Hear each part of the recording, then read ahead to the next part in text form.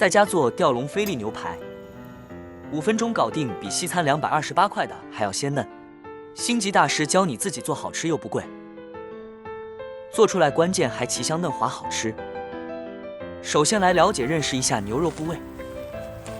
吊龙菲力肉眼美里脊肉，自己制作一份充满美味的菲力牛排。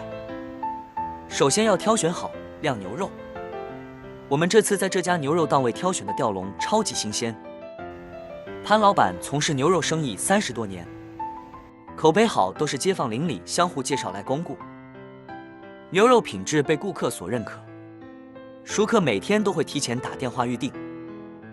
先把吊龙切成厚块，约1到2厘米，上乘的吊龙肉里面布满雪花，达到大约1比3的肥瘦比例。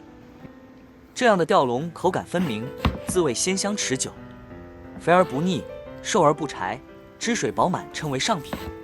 档位的帅哥斩牛骨刀工出神入化，这些牛肉一条条挂在档位前，色泽均匀，新鲜干爽，散发着淡淡的牛肉香味。五花腱子肉，档位老板忙碌起来了。虽然还没有到买菜时间，但是档位老板却异常的忙碌。牛腩、牛百叶、雪花牛肉、牛杂、腱子肉，牛肉最好吃的部位应有尽有。后面一位顾客还一次买了680元的牛肉，这袋牛肉10几斤花了680多块。老板还分享了购买吊龙几个小妙招。吊龙比较多人喜欢吃，餐厅一早就买光了，所以最好提前预定。吊龙比起其他的里脊肉弹性好，轻轻按压能明显回弹的效果。相对于牛肉的色泽，吊龙肉颜色偏淡一些。吊龙不宜烹制时间过长，在烹制之前先用盐、酱油、油、淀粉腌制，腌制20分钟左右。热锅放入黄油，开中火放入吊龙肉。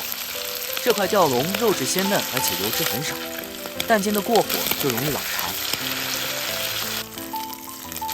煎牛排3至7分熟即可，每面煎2到3分钟左右即可，这样是最好吃的，鲜嫩多汁。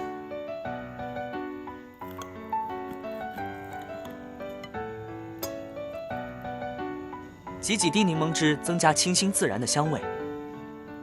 撒入少许黑胡椒粉，原汁原味，香浓美味。5分钟搞定的高端美食，真正好吃不贵，老少皆宜的美味佳肴。